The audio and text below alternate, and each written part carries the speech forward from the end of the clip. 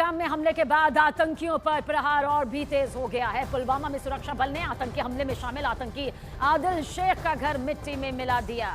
खतरा और बहुत बड़ा खतरा, जिस खतरे की घंटियां हम बजा रहे थे वो खतरा हमारे सरों पर नाचता हुआ नजर आ रहा है। इंडिया ने अपने राफेल फाइटर जेट्स को एक्टिव कर दिया है। कभी वो फंस गया किसी घर में, है ना, तो हम आपको बुलाएंगे ताकि आप बोलो कि भाई हथियार फेंक के आ जा, सरेंडर कर दे। हम तो नहीं बोलेंगे उनको। बताया जा रहा है कि आदिल शेख पहलगाम हमले में शामिल था, जिसमें 27 सैलानियों की जान चली गई थी। उसका घर देखिए किस तरह से नेस्तनाबूद कर दिया गया है। और इंडियन एयरफोर्स इस वक्त जो ये ड्रिलिंग करते हुए दिखाई दे रही है, ये वो राफेल है जो इंडियन एयरफोर्स की सबसे बड़ी स्ट्रेंथ है और वो जी बॉर्डर के ऊपर जो ड्रिलिंग करते हुए नजर आ रहे हैं। और इंडियन एयरफोर्स की जानिब से फर्स्ट एयर स्ट्राइक का आगाज हो चुका है। मोदी साहब जो कह रहे थे कि हम जवाब देंगे, इंडियन एयरफोर्स ने एक स्ट्राइक आज कर दी है। नहीं पता उनको, अपनी मर्जी से चले गए। उनको लग रहा था कि मैंने अच्छा किया, अच्छा ही किया होगा। तो यह राफेल का उड़ना और पहली एयर स्ट्राइक का होना ये कोई मामूली बात नहीं है और फर्स्ट एयर स्ट्राइक हो चुकी है। और पुलवामा में आतंकी का जो घर रहा उस पर प्रचंड प्रहार यहां पर किया गया है। जम्मू कश्मीर के पुलवामा से ये तस्वीर, हालांकि पहलगाम आतंकी वारदात जिस तरह से अंजाम यहां पर दी गई, पूरे देश को झकझोर कर इस आतंकी वारदात ने रख दिया। लेकिन अब इसमें शामिल एक एक आतंकी को चुन चुन कर सबक सिखाया जाएगा। अगर वो हथियार नहीं उठाएंगे तो फिर अल्लाह को कैसे लगेगा कि इनने अपनी जान दी या नहीं दी। ऐसे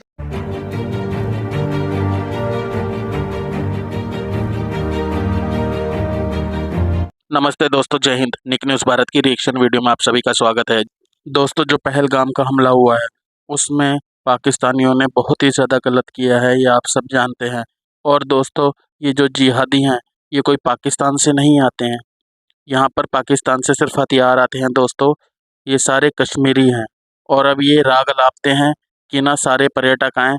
मेरी सबसे गुजारिश है, सारे हिंदुस्तानियों से गुजारिश है, कोई भी कश्मीर ना जाए। ये लोग हमारा ही पैसा खाकर हमारी पर ही बंदूक तान देते हैं, हमें ही मार रहे हैं और हमारा पैसा हमारे ही खिलाफ यूज़ कर रहे हैं।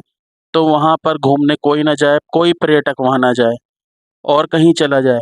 ये लोग अब धरने देंगे इसी बात पर, क्योंकि अब इनकी रोजी रोटी खत्म हो गई। इन्होंने जो किया है वो गलत है, अब इनको लग गया है। इसलिए नहीं कि पहलगाम में जो हुआ है वो गलत है, इसलिए कि इनकी रोजी रोटी पर अब आन पड़ी है। दोस्तों, इसीलिए ये अब धरने देंगे और ये कश्मीरी अब कैंडल मार्च निकालेंगे। दोस्तों, इनके मुंह से एक बार भी पाकिस्तान के खिलाफ, तो इन कश्मीरियों से कई जर्नलिस्ट ने पूछा, भारतीय जर्नलिस्ट ने, कि पाकिस्तान के साथ क्या किया जाए। दोस्तों, इनके मुंह से पाकिस्तान का नाम ही नहीं निकल रहा है। वो भारतीय सिक्योरिटी पर दावा ठोक रहे हैं, भारतीय सिक्योरिटी के खिलाफ बोल रहे हैं, भारतीय सरकार के खिलाफ बोल रहे हैं, लेकिन पाकिस्तान के खिलाफ एक लफ्ज़ नहीं है। दोस्तों, ये कश्मीरी भी जिहादी हैं, वहाँ पर जाना खतरे से खाली नहीं है। तो दोस्तों, ना जाएं और कश्मीर का बायकॉट करें। जब ये लोग भूखे मरेंगे तो इन्हें अपने आप पता चल जाएगा।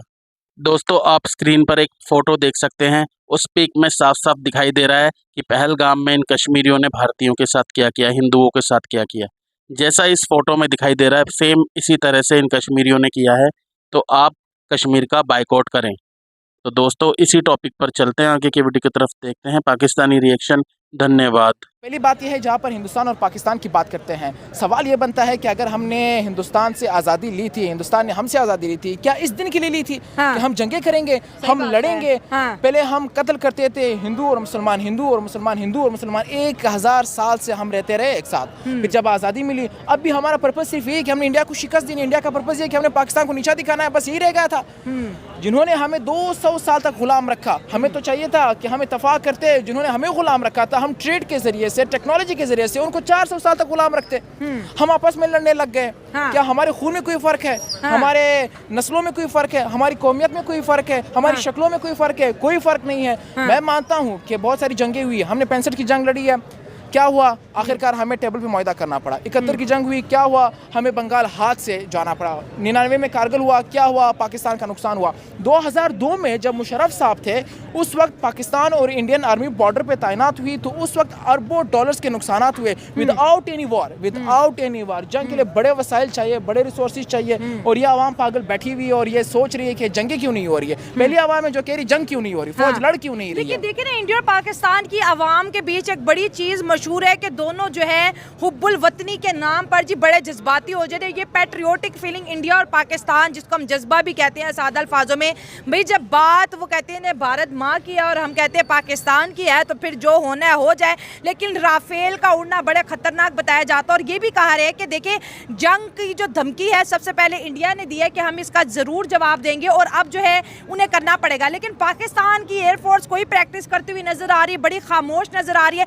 इसके दो ही चीजें हो सकती है, या तो पाकिस्तानी एयरफोर्स बहुत ज्यादा कॉन्फिडेंट है, या उन्हें लगता है कि सारी गेम के पत्ते हमारे हाथ में हैं। पहली बात यह है कि इंडिया की जो फौज है दुनिया की चौथी सबसे बड़ी और ताकतवर फौज है। अच्छा। हाँ, पहली फौज है यूएस, फिर उसके बाद चीन, फिर उसके बाद है रूस, हाँ, फिर उसके बाद आता है इंडिया। और हमारी आर्मी की जो रैंकिंग है वो भी 8वें नंबर पर है। पाकिस्तान आर्मी, इंडिया आर्मी जो कि न्यूक्लियर पावर है, उनका एयरफोर्स बहुत स्ट्रांग है। जो इंडियन एयरफोर्स है वो पूरी दुनिया में 4थे नंबर पर है, और जो हमारा एयरफोर्स है वो पूरी दुनिया में 18वें नंबर पर है। अच्छा। अगर हमने कहा था कि the tea was fantastic, but the next time the T will be not fantastic. Next time हमें बहुत सीरियस कंसीक्वेंसेस का सामना करना पड़ सकता है। मतलब इतना कॉन्फिडेंस अच्छा नहीं है, बिल्कुल भी अच्छा नहीं है भाई। इस टाइम मसला ये बना है कि आवाम का एतमाद नहीं है अपने इदारों पर। इस टाइम मसला ये बना है कि पीछे से हमारे इतने इंटरनल मामलात है, चाहे वो बलूचिस्तान में हो, चाहे वो पंजाब में हो, चाहे वो केपी के अंदर हो, चाहे वो गिलगित के अंदर हो, या चाहे बल्दिस्तान के अंदर या कश्मीर के अंदर हो, कि आपका आवाम का एतमाद आपके साथ नहीं है। हिंदुस्तान के अंदर कश्मीरियों का एतमाद हिंदुस्तान पर नहीं है। हिंदुस्तान के अंदर जो पंजाब के सिख है, जिनके खिलाफ ऑपरेशन भी हुआ था इंदिरा गांधी के दौर में, वो भी आपके साथ नहीं है। तो दोनों ममालिक में एक क्योस है, एक रिबेलियंस का खतरा है कि पीछे से बगावत हो सकती है। तो हिंदुस्तान के लिए भी खतरा है, हमारे लिए भी खतरा है। और जहाँ तक हम बात करते हैं हिंदुस्तान से और पाकिस्तान से, आप कभी नारंग मंडी जाए, नारवाल जाए, कसूर जाए, आपको लग पता जाएगा कि वहाँ पर जो हमारे शोहदा की कब्रें हैं, जंगे लड़ना कोई मजाक की बात नहीं है। 65 की जंग में उन्होंने हमारे 1840 किलोमीटर की टेरिटरी कब्जा की थी इंडियन फोर्स ने।